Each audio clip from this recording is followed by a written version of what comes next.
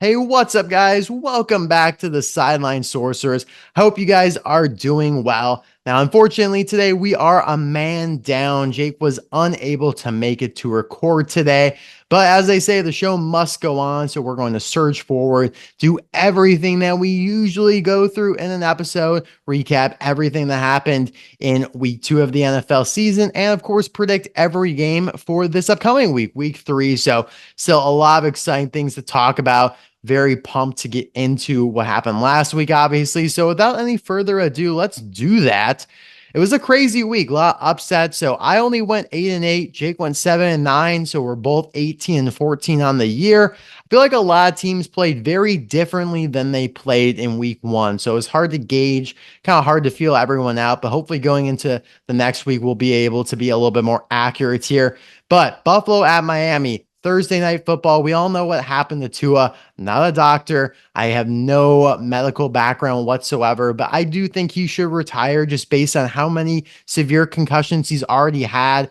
If it were me, as much as I would really, really, really want to continue playing football, continue making a ton of money, continue being the star quarterback on the Miami Dolphins, like it doesn't get much cooler than that. But I would hope that I would have the foresight to think about my future. I mean, the amount of time you play football is really a small percentage of your life. If he plays football for 15 years, which is at the high end of it, that really is only like, let's say 20% of his life. He's got to think about having kids. He is married, I'm pretty sure. So he's got to think about that. He wants to be able to toss a football around with his kids and be able to remember stuff. And if he keeps having severe concussions like this, he could really put that in the jeopardy. So we'll see what he does. He's on the IR right now. So I believe he can't return until week 8. So he definitely has some time to ponder and ruminate over this. Now, I did pick Miami in this game. Jake took Buffalo, obviously, but Buffalo really dominated from start to finish in this game. I don't believe if Tua was healthy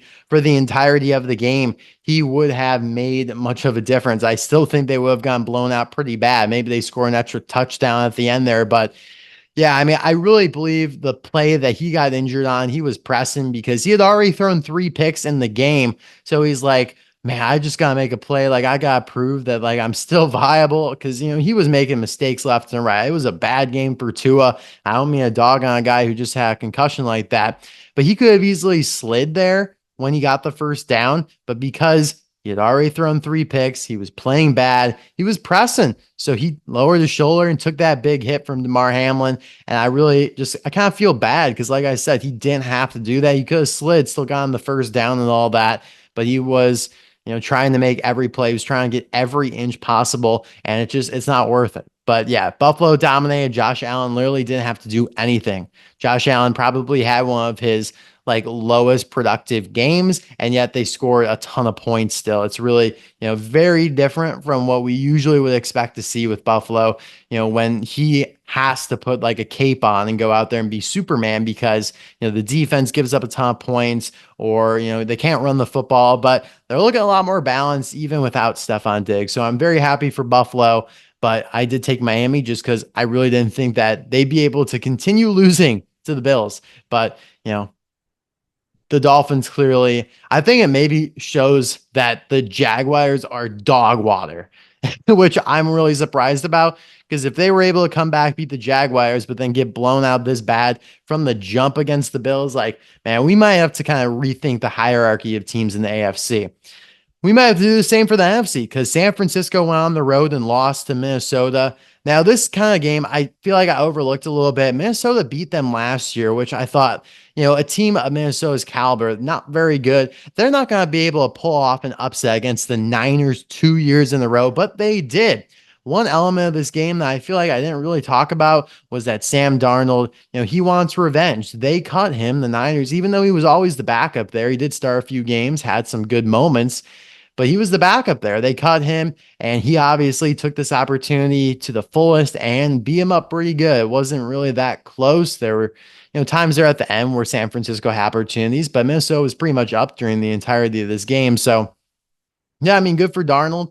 Played very well. Did have a pick in there, but yeah, Minnesota is really proving that they are not going to be one of the worst teams this year, at least so far.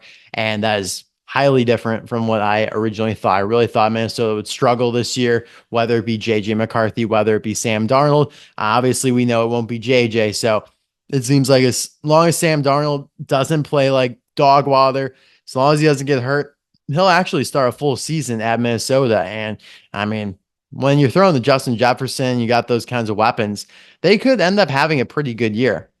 Now, Seattle and New England was such a random game. I think this really shows the Seahawks are bad because I just don't believe in the Patriots at all. Have no words for the Patriots. I mean, they were able to beat the Bengals.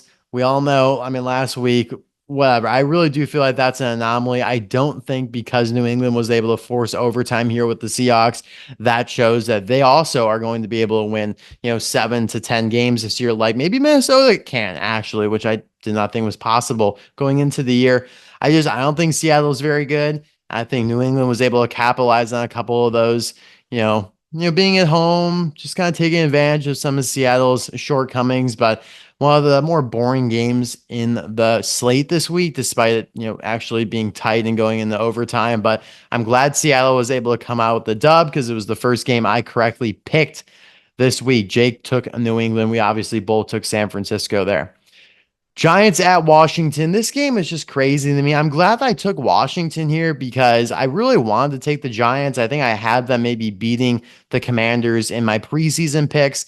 And while they did not allow a single touchdown and they scored 3 touchdowns themselves, they were incapable of kicking extra points, I guess, because while the kicker had a hamstring injury or whatever, Graham Gano, I guess they have no one else on the roster who's even remotely capable of attempting an extra point, which I just don't understand at all. Like, you don't want to give the punter a chance. I'm pretty sure the Texans had an issue like this last year, and they gave Dare Ogunbale, one of the running backs, and he actually made a field goal or an extra point or something like that. Like, you're telling me no one on the roster could even try it. Like, you're so afraid that it's going to get blocked and ran back for a touchdown that you go for 2 every time. You're not even going to give the punter a chance. Like, I just don't understand this at all.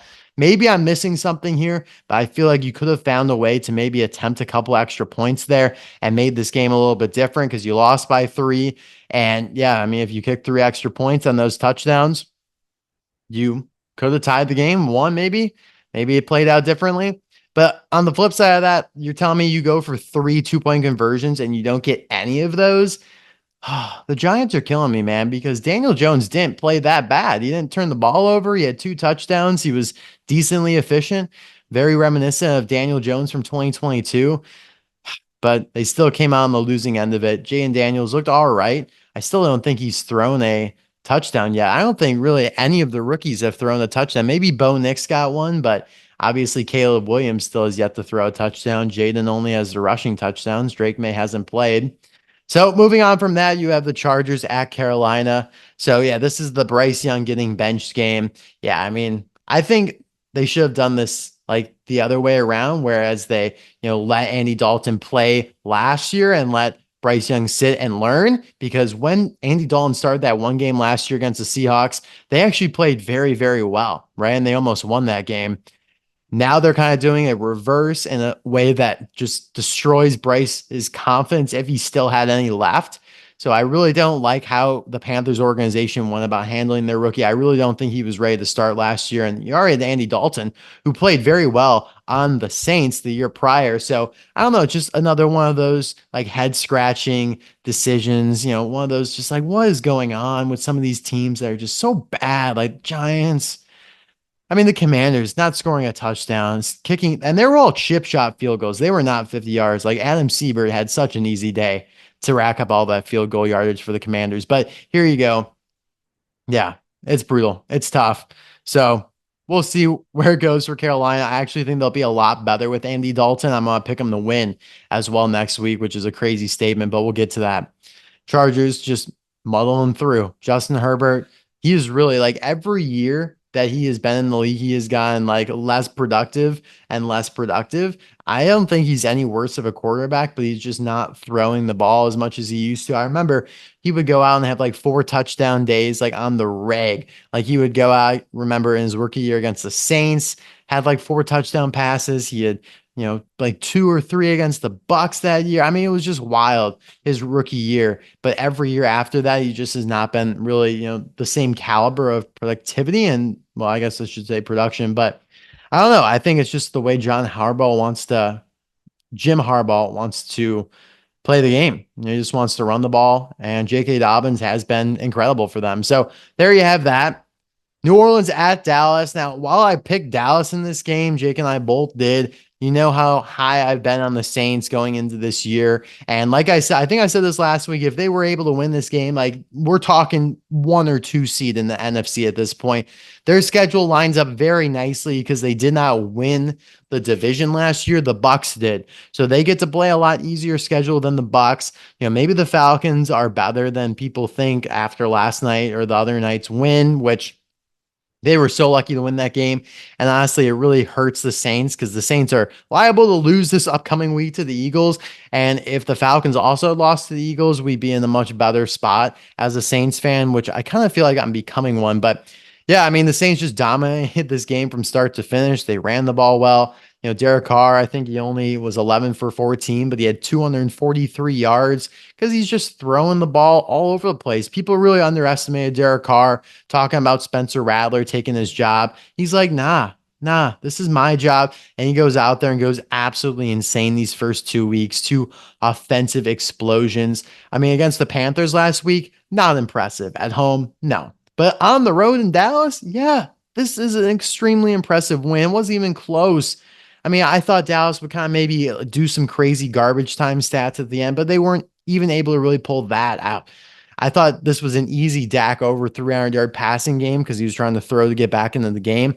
But no, I think he only ended up with like 293. So really happy for the Saints. I think they're legit. I think it's a lock for them to win the division at this point, which, I mean, I knew that going into the year. I really think they're good. And while the Bucks are 2-0, Falcons 1-1 look pretty good, I think the Saints will still come out on top. Now, here's a big surprise for me. Indy at Green Bay. I was really shocked to see Indy struggle in this game offensively, only scoring 10 points. But when Anthony Richardson turns the ball over at the clip that he's turned the ball over, like 3 interceptions like that, you're going to struggle. Malik Willis, who I believe might have gotten the start against the Colts when he was in Tennessee, that might have helped him here. He didn't play that bad, actually. I'll give it to him. He actually threw the ball decently. He was very effective on the ground, which, definitely is necessary for his game. So this is a huge win for Green Bay to stay alive in, the wild card race and all that and obviously the divisional race as well. But when Minnesota's 2-0, Lions 1-1 looking good, the Bears 1-1, like if you went 0-2 in this division, like it's going to be tough to win it. And yet they were able to do so without Jordan Love. And I don't think they'll be able to continue to win without Jordan Love like this, but this was one that, you kind of snuck and I think really is going to help them in the end. And the Colts going 0-2, that's just brutal. That's a tough way to start the year when you only lost by a combined like 8 to 9 points between these two games. So that's really tough. That's really, really tough. Cleveland. Oh, wait. One more thing I got to mention about this game. Yeah, for the Colts, like, bro, the Green Bay center is puking. He's vomiting all over the football, and you still can't stop him. You still can't make this game closer. You still lost by 6 points, and the center is puking all over the ball. If you guys didn't see that, look at that up. The center literally threw up all over the ball on at least 2 accounts.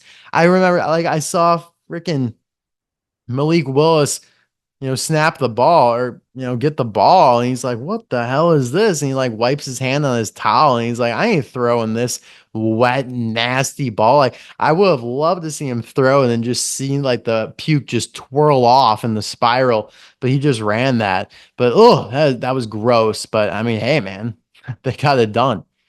All right. Cleveland at Jacksonville. This is very akin to like the Giants, maybe a little Carolina in there too. It's like, what are we doing here, Jacksonville? Like, this is bad.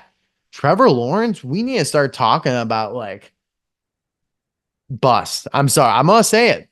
I'm going to say bust because if you're the number 1 pick, this is like your 4th year now and you're still playing like poo. This is his 4th year, by the way. Yeah. And he's still playing like poo. Like these first 2 games for him, bad, man. Like not good. this at home against the Browns, dude, after what they did week one. Really disappointing for a team I thought would be very good this year. So yeah, like I said, selling your Jacksonville stock. I mean, they're 0-2 right now. It's going to be hard for them to win the division like I thought they would.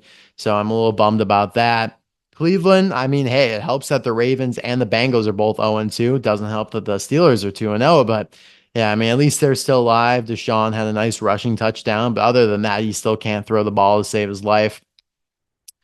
Then we got the Jets at Tennessee. Glad to see the Jets come out on top in this game like they really needed to. It had, a tough little opening schedule for them on the road. The Niners on the road at Tennessee. But yeah, Will Levis just selling again as per usual, turning the ball over. I never believed in Will Levis to start, but because he had that 4 touchdown game when he came into the league last year, like he bought himself so much goodwill, and it's starting to run out for sure, but like people bought him so much more time than he really probably deserved. And Ryan Tannehill got so much hate for it. But that 4 touchdown game against Atlanta last year might have been the best thing that ever happened to him, because I don't know if he'll ever play that good ever again. 4 touchdowns, 0 turnovers against the Falcons secondary. Like, whoa. And DeAndre Hopkins was the major recipient in that game, and he did absolutely dick in this game. But yeah, good for the Jets. Aaron Rodgers, 2 passing touchdowns. I absolutely love how Allen Lazard is now like absent after being the main receiving threat last week, and now he's just gone. So it kind of screwed me fantasy wise a little bit there, because I thought Allen Lazard would be, he came over from Green Bay. So I thought, that connection would really be strong, but nope, didn't really do anything in this game. Tampa at Detroit. I saw this one coming a mile away. I really did not think the Lions would be able to win this game. I thought the fact that the spread was 7 points in favor of the Lions was ridiculous. Just because, excuse me, the Lions beat the Rams by a couple points in overtime. I mean, I just didn't understand this line at all. Not at all. And sure enough, Tampa Bay wins straight up. If they were to have beaten the Bucks, it would be the third time within 365 days that they did so, because they beat them last year during the regular season when the Bucks wore those creamsicle orange jerseys, then in the playoffs, and then this would have been the third meeting. And it's just hard to do that. And the same thing is going to flip in Detroit's favor here soon, because they play Seattle, who have beaten them. If they were to beat them again this year, that would be 3 years in a row. That's something, it's just hard to do that, right? It's hard to do that, especially when every time they play, it's close. Now, the first time last year in the regular season, the Bucks and the Lions played, it wasn't necessarily close, but the Bucks are a lot better, I think, when they were then. And the Lions,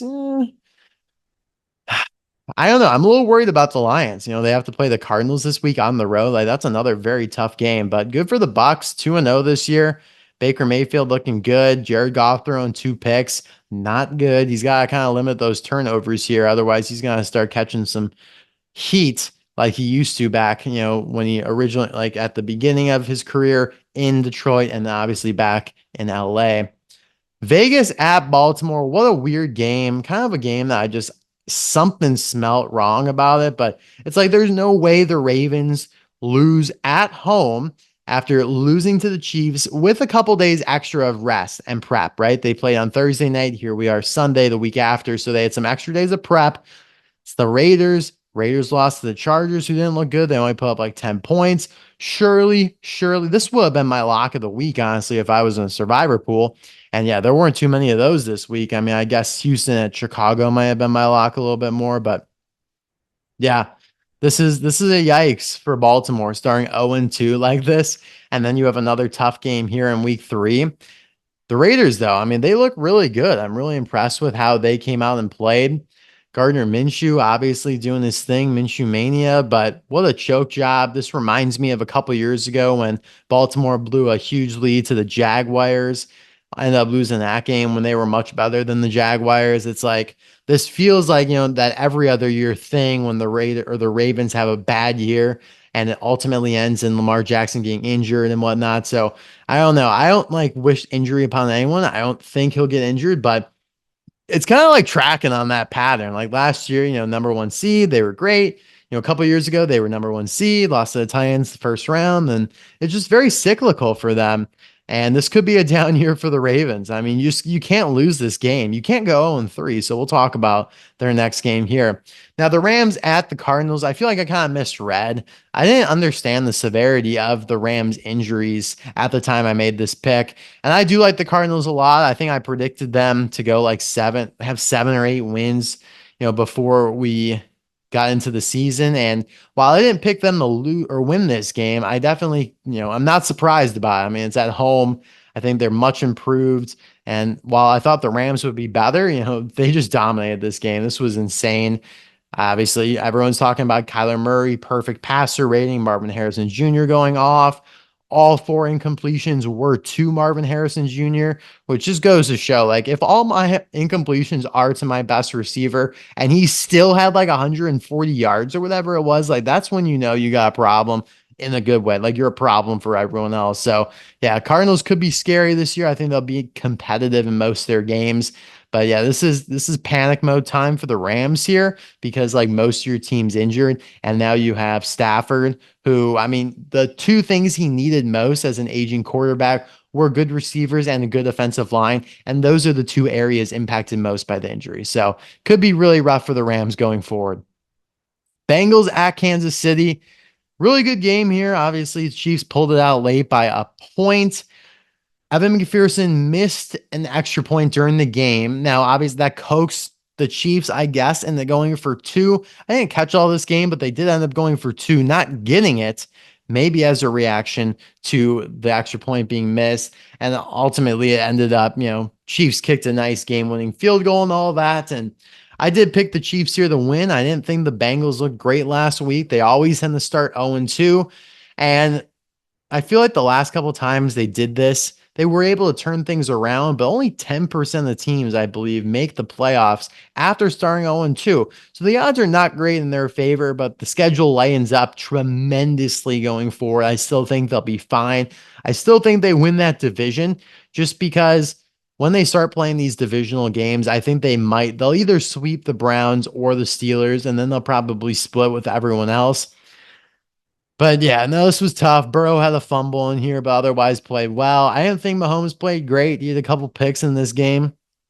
The Chiefs, I think, they're just so well coached. They just know what's up. They just know what they're doing. So, man, good for them. Like, it's getting boring, to be honest. Chiefs just win, win, win against good teams, too. This was obviously a competitive, good game. And, they know how to win close. They know how to dominate. They know how to win the playoffs, like regular season. It's just no different for them. They're so well prepared. It's a nice, well-oiled machine. And it's just like, who's going to stop them? Like, really? I mean, obviously, they might see the Bengals again. They might see the Ravens again in the playoffs. Maybe that's the secret. You got to face them twice, and you can't continue that dominance. But this was a good win for them for sure.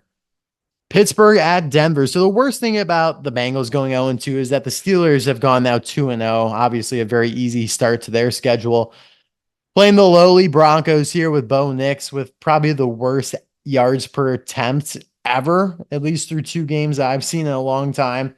Not pushing the ball down the field and yet throwing the ball a ton. Like, I believe he's had like 80 attempts so far, maybe even more than that between the 2 games. But yeah, Steelers just playing the style of ball they want. Low scoring, defensive, not super pass prone. I mean, Justin Fields, we all know what he's about. I don't believe he's thrown for over 270 yards between the 2 games yet. And yet he's been very effective running the ball. So, I mean, good for them. Like I said, though, an easy start to the schedule. So I don't think they've really been tested all that much so far. But I'm pretty sure both these games for them have started off on the road. So it's very impressive that they were able to win both of those, because now they'll have a couple games at home. Sunday Night Football was the Bears at Houston. This game went pretty much as I thought it would. I just thought Houston would score a little bit more and cover, but it was definitely the under 46. That was definitely the play there. A lot of field goals in this game. Bears offensive line's really bad. Caleb Williams still no passing touchdown, but he did throw his first pick and his second pick of his career. So yeah, not good for the Bears. The offense looks really, really poor. Defense looks great though. And That's what Eberflus is known to do. But unfortunately, it's an offensive driven league. That offense, rookie quarterback, they need to get into gear here. Otherwise, he'll still lose his job, even if the defense only allows on average like 20 points a game. Like they're still, yeah, I mean, they're lucky to be 1-1 and not 0-2. The Titans could have easily gotten them if Levis didn't throw that game away. We all know what happened there. But yeah, I mean, good win for Houston. They're in the driver's seat. Like looking at their division, you got three teams that are 0-2. Like, if I'm the Texans right now, I'm giddy as hell. Like, oh, the Colts lost by a combined 9 points there for these two games. Oh, the Titans, blew a couple of leads there. Oh, the Jaguars, oh, they blew like a 14-point lead, and then they lost at home to the Browns, who got blown up by the Cowboys. Like, wow, these teams look like absolute dog shit. And they look really good. The Texans do look good. Was impressed that CJ Stroud did not turn the ball over against that Bears defense. All right. And last but not least, Falcons at the Eagles. Crazy game. I was able to catch a good amount of this. And throughout the game, it's like, man, the Falcons don't look good. They're not tackling well. Kirk Cousins looks off still. Kyle Pitts just not involved. Like you have this just beast, this specimen of a tight end, just not being utilized at all. It's like, all right, fine, cool. You rip off a big touchdown to Darnell Mooney. Like, all right, you're still losing. And yet at the very end of it, Kirk Cousins just like goes absolute laser mode. Like he's got the red lasers in his eyes and just like that. It's like, all right, yeah, easy peasy. It was so quick. Like it was made to look so easy how they just went down the field. I don't think he had a single incompletion on that last drive, and he probably averaged like 20 yards per pass attempt. I mean, it was crazy. And like they still left plenty of time on the clock for the Eagles to kick a field goal and win. They're only down by one. And Jalen Hurts throws a bad interception. So I think this is a game that gets Nick Sirianni fired. This is like building the resume to fire him. You don't go for a field goal, you blow this lead because he was celebrating like he won the game there at the end. I saw when there was like a penalty that got like picked up when that guy's helmet came off. They stuffed him on 4th down, whatever. They go kick the field goal. He's celebrating like they had already won the game. And sure, yeah, I mean, they probably statistically had like a 95% chance to win. But hey, I mean, Kirk Cousins in prime time, maybe not so bad. Maybe just needed some more sample size in there for the law of averages to kick in because he gets one here. Yeah, I mean, Jalen Hurts, he looked solid and then he didn't. Like, wow. It's crazy to see how bad the Falcons looked like in the first quarter. Toward the end, that final drive, they looked elite. And yeah, I mean, it's just a bad, very poorly coached game from the Eagles, in my opinion. I really think they had multiple opportunities to just knock the Falcons out of the arena, just close it out. And they they kept them in it the entire game. And then the Falcons were like, all right, fine, we'll just take it. We'll take it then. So there you have it. That's the recap of week 2. Like I said, I went 8-8. Not a great week, but hey, got a better field for all these teams now. So week 2 start and sit recap, Austin Eckler and Jerry Jeudy. Starting Austin Eckler was okay. Sitting Jerry Jeudy was okay. Probably a good idea to sit him, considering how many people in your league. And until the final drive, starting Kirk Cousins was not a good play. He ends up being QB8, the highest scoring or the 8th highest scoring QB of the entire week, which is pretty good. Because unless you're in a 6-person league, then you definitely should have started Kirk Cousins. Because I mean, he actually played very well, had 2 touchdowns and quite a few yards there at the end of it. Jake said to start Najee Harris, which didn't really work out too well, but seeing Aaron Jones was probably a wise move.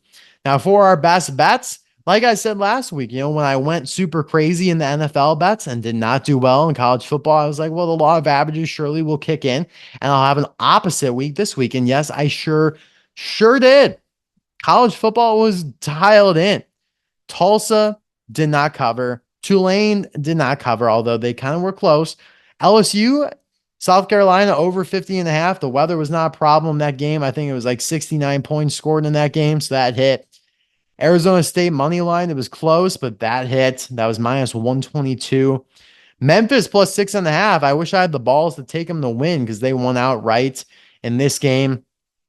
Notre Dame minus 10. I told you the Fighting Irish would come back strong.